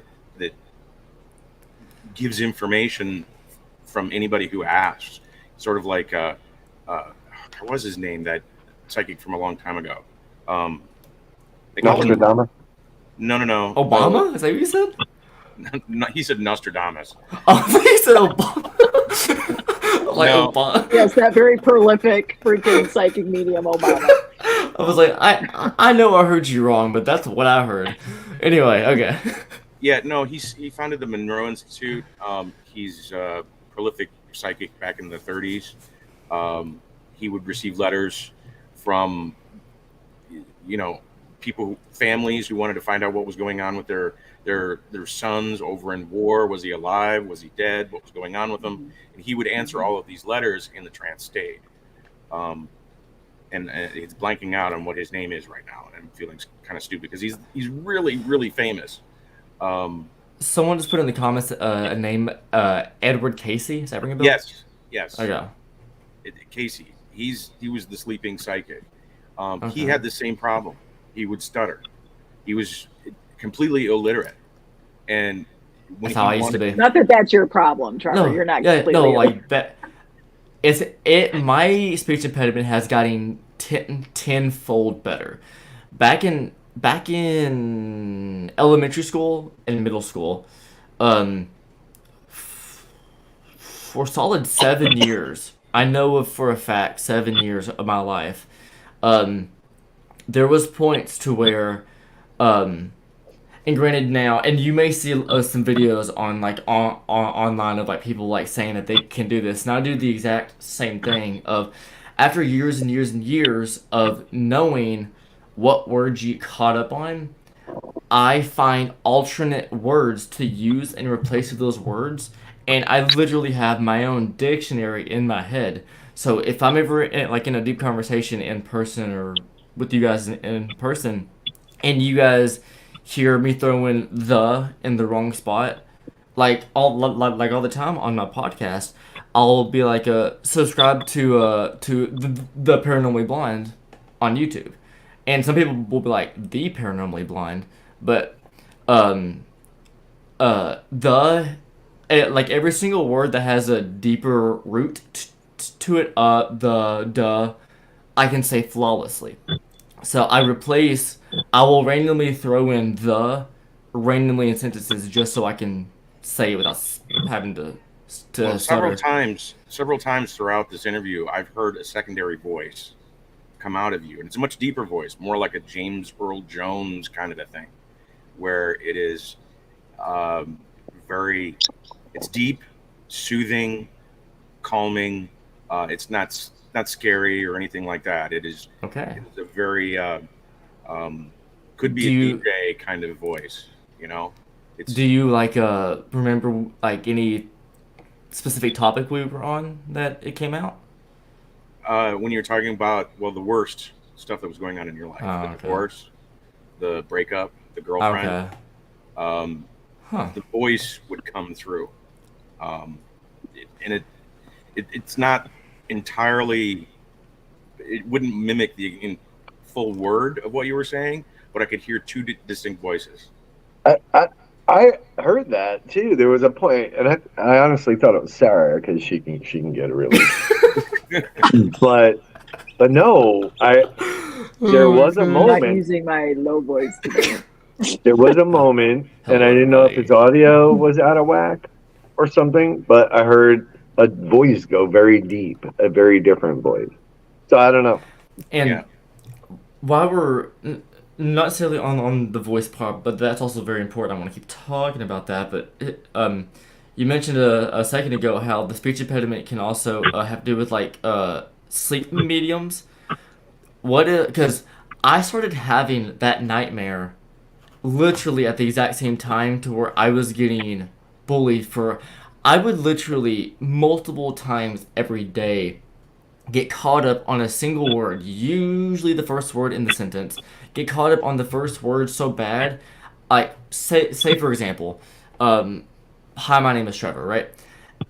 In school, I would be like, ha, ha, ha, and I would stay on that for a literal minute, and then eventually I would, smack myself in it, like in the arm and go, hi, I'm Trevor. I would get stuck on a single syllable for over a minute, multiple times every day, and that's the whole point of like people would make fun of me, but so on and so forth. But that was my speech impediment was at its literal worst when that nightmare first became a thing, and it happens to be in that nightmare I could do anything I wanted in that dream. I was there. Yeah, it's trying to come through. Yeah. Isn't this is the part of talking about these things, Trevor, out loud and discussing major points in your life. And again, Rob doesn't share with me what my questions were to him. I don't recall. But that when you start to discuss those things and you start to make those connections and what Stacy's saying, what we're pointing out, I mean, do you see a little bit of Yeah. this story coming together? I've never talked so deeply about this in my life, not with anyone. And I think Okay. So I think we're slowly, I think we're very quickly pulling those things out of the gift box and rearranging them. What I had suppressed years ago due to outside influence, I'm slowly realizing, yeah, Stacey, now you got to make now you're gonna make me actually all the spiritual work, and I'm busy. I'm kidding. I'm kidding. I'm kidding. I'm kidding. Well, But- my first suggestion would be buy the Book of Mediums. You know, Book a minute. Send me the link to that on Amazon or something. I sent you the book, Trevor, last night. I sent you a picture of the Oh, book. I didn't know if it was the same book that you were mentioning. Yeah. Okay, Yeah. okay. She already sent it to me. Okay, cool. Yeah, and you said that like I can read it like out of order, or there really is like no like set. Okay, cool. Mm-hmm. Okay. That made a difference when Stacy suggested that to me. Don't read it in order; you'll hate it. It's a technical manual, really, on being a medium, and you may not be, in portions. It may not mean anything to you, whereas other portions are very significant. So Like you connecting the have to dots. skip around. Yeah. And I'm not sure if this will spark any bulbs on this specific conversation, but recently, I would say the past like 2-3 weeks, before the Warrens tour happened, I started to meditate a lot more, and I know this is the case for a lot of people and certain beliefs and practices, but I didn't know what the act of doing it was. So the first time I tried to meditate, I literally just sat in the middle of my hardwood floor going, and I'm like, after 5 minutes, I'm like, this isn't working. Then years later, I'm like, I didn't know anything about that, so that's probably why it didn't work. But later found out that I went to the beach with my girlfriend July of this year, and hopped in the pool because it was hot. And then I'm like, you know what? I'm just gonna chill. I'm gonna go into the deep end because I'm tall enough to reach the deep end just by standing there. And I stood in the deep end and then just crossed my arms because making my arms float, I feel like I'm drifting away from the side of the pool. So I crossed my arms and I just stood there, and I started having like these flashes of like what I need to do, like on YouTube, like what my goals are. And I'm like, why did I go that deep? And then I did some research on it whenever I got back home, and I looked into it, and turns out my element's water. So, if that Trevor, rings you said at the very beginning you guys breathe in salt water, salt air. That's your thing. why are you so good at this? So I didn't I think don't about know. that. Oh shit! It's put my arm. Sorry. Go Rob. ahead. no, I mean, look, like Sarah said, right? It's why the Get Haunted crew and the Get Haunted Army, and we have people like Stacy on the side, and Adam and Dee Dee, everybody, Dee who, Danny. Dude, I hope tonight, so far as just take a day or two and think about all this. Go back and rewatch it. Sarah and I, so we still rewatch our very first show together just to see how ideas started bouncing off of each other on things. And but if you walk away with anything tonight, right? I really need you to stop worrying about the status quo and the proper investigative techniques. And there's something much bigger here. I'm telling you, you got to think about those big experiences, figure out where that thread is and why. The things Stacy just brought to the surface are absolutely amazing. Thank you, Stacey. Stop worrying, but number one, for me, as your friend, I don't want to hear about the other companies ever. You need to forget about that shit. Yeah. That shit is not I your life. No, I have. stop, Okay. stop. Okay. You don't have to explain it. Just forget about it. Let that shit go. As Sarah would say to me, you gotta let that. The other stuff's gonna be hard, but that other piece, you can let that go, dude. They're not a problem anymore. Gotcha. Quick question for Rob and Stacy. Stacy, are you going to be at Phantasmicon in October? He's in Louisiana. We gotta see if we get his ass up there. Okay. Then Rob, I'm gonna get there a bit late. I'll be there around like 3 or 4ish. But whenever we get there, I want to try to, if you have time, that is, I want to try to talk with you more in person about this because I know obviously podcasts that had like at the time limit. Sarah, are you gonna be there by chance? No. Okay. It's all good. Okay. You're stuck with me. I'm famous, bro. Fair. You've been on TV. You've been on TV, yeah. Been on TV 4 times. Every day this week and again tomorrow. So what's tomorrow? Is it CBS or something? Or? Tomorrow's NBC. All right, I did CBS today. Okay. I've done ABC. Okay, get it straight, Trevor. I did Fox, CBS, ABC, and now tomorrow is NBC. Gotcha. Well, do you? I know just from working at a TV station that was affiliated to NBC. You're going to be near the New York area. Are you actually going to go to their headquarters, or are you going to be at a affiliate of NBC? We're filming here in the hotel. Oh, okay. Gotcha. Tomorrow. Today I did a talk back. Okay, it's talk back live with. You talk back a lot, so that's normal. Right, but Tuesday was live in studio at Fox. Very intimidating with robot cameras and. Oh, did they have the giant ones like on the gimbal arm that would just swing down at you? No, these were like gigantic cameras on umbilicals on stands, and they just rove around the studio. It's pretty fucking cool, actually. Gotcha. But anyway, yeah, we just sidelined it. You know, because I'm famous now, it doesn't mean you get to take up any more of our time. But Trevor, we love you, man, and I love you. Seriously, thank you for doing this, and being so damn open and honest. I'm an open book until I cry. Yeah, I hear you. But I have a feeling Sarah probably would agree. I'm sure Stacy will agree now, and the whole side piece over there, all the side pieces. You're going to be a different investigator after this. I have a feeling. Yeah. And a lot of things are going to make sense. Maybe even before 12. There might be something before 12 that is Sarah saying 5. There might be something that pops up. Dude, she's really good at this shit. Yeah, Trust she me. is. I don't know. I don't understand it. Because one little tidbit, it won't take long.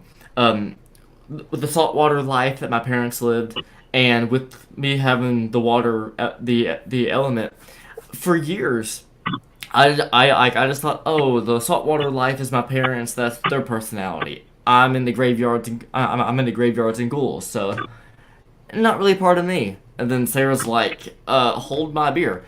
So here we are. So, yeah. Well, I don't know what to say. I know when Sarah's a little emotional. I can see it on her right now. Dude, you warm people's hearts. You know, you're a good guy, and you've always been right behind us as we try to blaze some trails here. I'm glad you did this, man, because I learned a lot about Trevor tonight.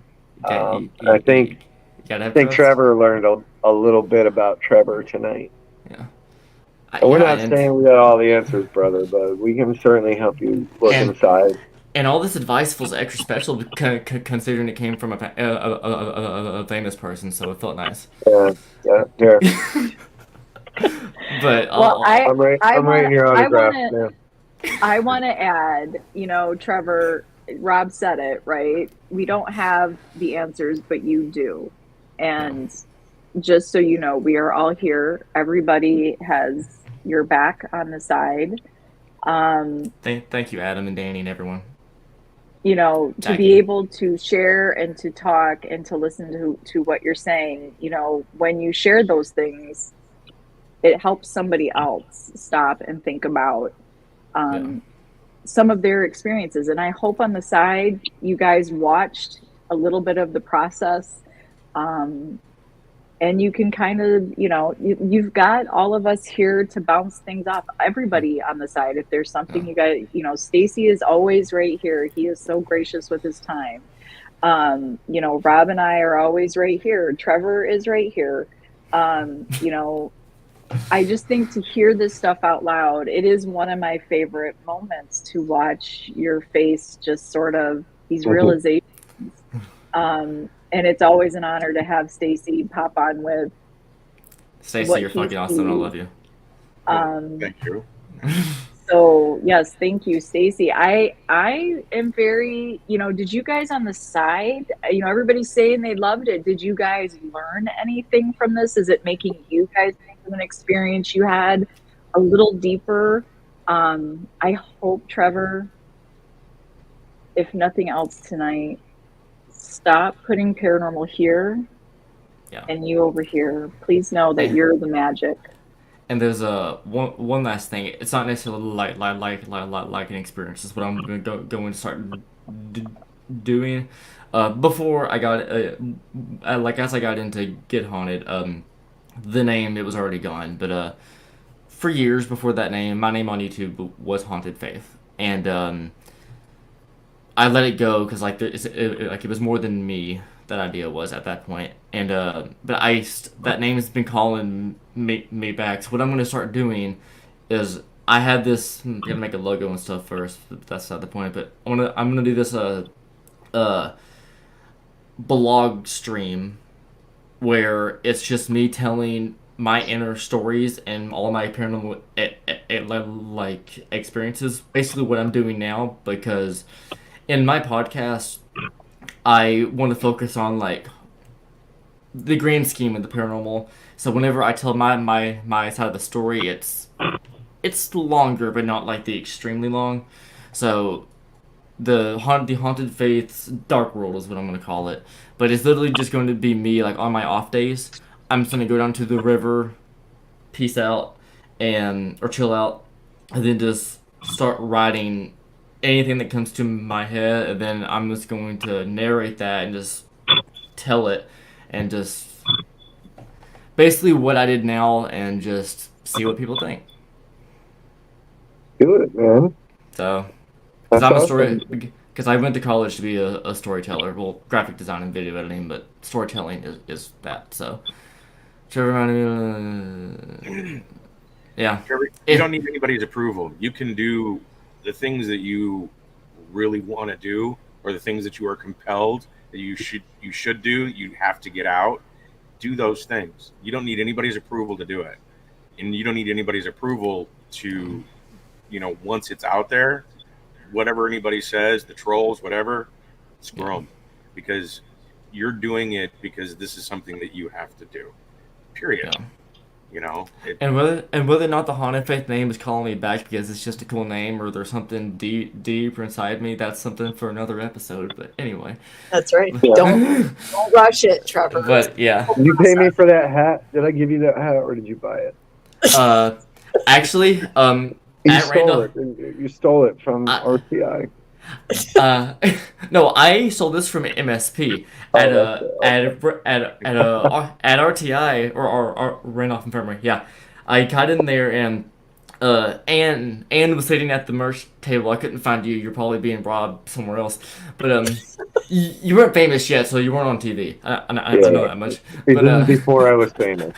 yeah, I'm like, hey Anne, have you seen like any hats? And she goes, no. So I'm like, all right. Took a sweatshirt and a shirt, and then I find you. The second I find you, I look at you and I go, hey, how do you want me to pay you? Because I had cash on me.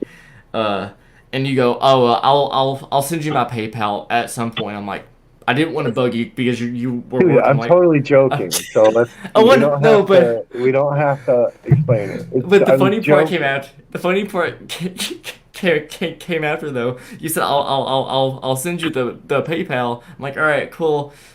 A month passed and my girlfriend was like, "Hey, did you ever pay Rob?" And then I'm like, "I'm gonna see how long it takes him to ask." And then one day, you were looking for sponsors for Old College Hill. Which, speaking of that, don't fall, please, don't fall.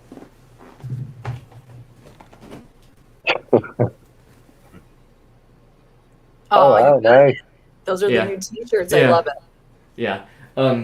You were asking for sponsors or looking for sponsors for Old College Hill. I'm like, "Hey, I'm down," and they were 25, and you said, "Hey, send me 50." I'm like, I only want the 25 spot. And you go, no, the other half is for the shirt. And I'm like, fair enough. Fair I We told got you I'd send you my PayPal, you yeah. fucker. I'm like, he finally asked for it. But yeah, I thought that was funny. Well, Look, I am so beyond stoked about how this show went, Rob. I think these need to probably be integrated. If you guys enjoyed it on the side, I kind of liked you were okay, Trev? I mean, you did a great job kind of being put on the spot, but I think I like if you don't have time to overthink what the story is. As far as what you can ask me and how we talk, I'll just put it like this. If I talk that much about something that personal to anyone, it's because I trust them. So, if that gives you what you want. So, I don't just open up to that to everyone. If I know you enough to where I trust you, the only thing that can stop me is tears. So, all right. So. We'll get those next time. Yeah. But yeah, thank you, Trevor. Seriously, like, of course, this was very, very cool. And Thank Stacy, thank you for jumping on and bringing that whole new level of wisdom to this show. It was. I wasn't quite sure where you're going with it when you asked about the appropriateness, but yeah, you just hopped on and said I had to do a quickie, so I'm like, okay.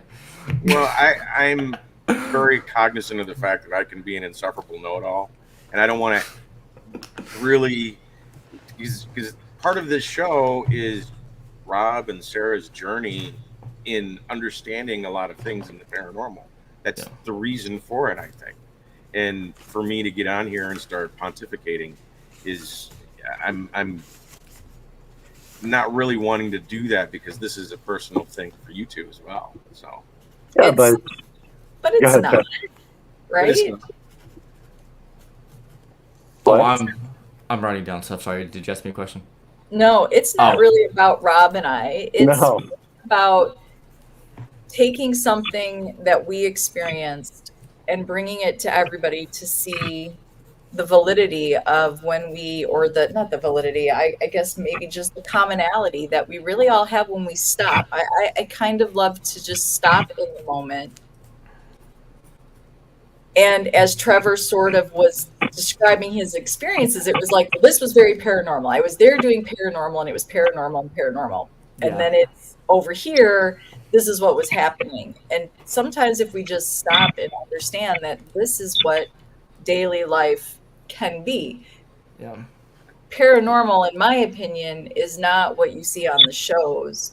You know, and I don't even like the word paranormal for this stuff. This is universe, Trevor. This is... Sir, you're rationalizing now. What I'm sensing on what's going on when you were questioning him and you were talking to him and asking subtle questions that you probably already knew the answer to. You were reaching out on a spiritual, kinetic, psychic level with Trevor here and exercising that muscle, going over and over and nailing it again and again and Yeah. again. There wasn't a And single thing that Sarah happened to be Sarah. Everything that you said was right, and that journey, that yeah, doing that is what is the journey that you're on. Yeah. Being able to do that on the fly and on command is the journey that you're on, and you're doing it remotely across the freaking country. I mean, Yeah. you're not talking to somebody one to one. Hey, I'm famous. All right, so let's fucking stop like blowing her ego up. No, I finally got a leg up. I'm getting to you. You two feed off of each other and bounce off of each other in such a way where it amplifies what Sarah's doing and what Rob is doing, because he can almost read what she's thinking on the same at the same time. And that journey, that growth is what I'm seeing this show develop into. You know, it's you say it's not about you, but it really is. Yeah. Because your own journey is intertwined. And you guys said like I have the paranormal here in my life here. I've been accepting that they're together for a while. Like it's just getting in the lifestyle of like integrating that into my lifestyle, not just thinking that they are. But years and years ago, before I even like knew any of this, right? I literally was in the mindset of nothing can happen at home. Paranormal activity only happens at Bobby Mackey's or the Conjuring House or MSP. This is my home. There's no ghost here. Ghosts are only in certain places. And then years later, I was like, no. But, but yeah. Oh, and also, obviously, this specific thing won't be anytime soon. I'll have to learn and find it within myself, but years down the line, if I eventually hone my craft in this speech impediment way of talking, right? I'm down to like do some like digital connection from Rob at a famous place with a famous person to me. Uh, like what you guys did with the triple Estes. Like that, like obviously that would be like years down the line, but if I can hone that skill, that'd be awesome. Get your book. Get the book of The book, mediums. You yes. get the book. Yeah. Get the book. But what's that, Stace? I said, yeah, get it, understand it. Yeah. Being able to do it is, a totally different animal. There's, like in the Matrix, there's a difference between knowing the path and walking the path. Yeah. I choose the red pill. Yeah, well, you don't even know the path right now, so you need That's to get. fair. Yeah, that's fair. You need to know the path, and then you can walk it, and then you will. It will be like, putting on a new pair of shoes. It will suddenly feel fresh and exciting, and it'll feel weird at first, but after a while, yeah. I'm not gonna lie. I'm hearing everything that you say. I'm taking everything in, but also I'm like focused on you because it's a big screen. So in the top of my eye, I just see Rob do the motion of. I'm like, what is he about to do? He's pretty flexible. He's very flexible. Pretty bad. Well, you have to actually caution whenever Rob lifts his leg. Well, as we see, we're losing Rob. He is now in his goof mode. He is All done. right. But I have hair and makeup at 7, everyone. Yes, I have to be ready. I just want to say, again, thank you so much, Trevor, for making this a very special and beautiful story to share, and that you were open to answering questions but mostly for yourself. This is not about, again, it's not a quiz. There's no right or wrong answer. This is just to stop and focus. And yes, Stacy, thank you so much for coming on and validating a lot of this. I think we're going to find, I'm so excited. I want everybody to have a moment to find their magical, sparkly selves right here. Yeah. I agree. To all of you, eventually, whenever I do head down this path, which will be, like, not head down, well, find my way to head down the path, I'm going to reach out to all of you because I do not know what to do. I'm going to be learning by myself, and You're not by yourself. See, no, like I'm learning by myself was the wrong word. I'm sorry. I'm going to learning how to do it with myself. That's how. Yeah. I didn't get out of that by my. Why were you just doing backflips, Rob? I started out at 12 too, Trevor. I mean, shit. But see, Rob, I'll ask Stacy and and Rob's probably going to give me a famous answer. That joke may be dead now. I may be overdoing that joke, but He'll love it. He'll like that. Probably like that. Yes, this was great. We have so much more to dig into with each and every one of you. Stacy, thank you, everyone. See something that you're like, I gotta say it, please always say, hey, I need to step in, because this is what it's all about. This is what the community is right here. It's everybody listening, helping, giving their piece to that puzzle to help create this bigger picture. And maybe this will also help somebody on the side that is sort of questioning something within themselves. So we have a really good group here. I'm excited. Yeah, it's cool. Yeah. Very, very good. It's super cool. So with that, it is a great community. With that, as always, everybody on the side, we see you. We definitely hear you. We appreciate you and we love you. It is what it is all about. Thank you again, Trevor and Stacy, for popping on. And your poor wife back there trying to sleep. She's got earplugs in. She just can't hear. Oh, okay. That's good. With that, guys, let's send Rob off for his last day of live TV or filming. Bye, Rob. You've done a great job, Rob. Thank you so much. Everybody's saying goodbye here on the side. Have a great rest of the weekend, and we will see you guys. Well, our next guest, we're pretty excited.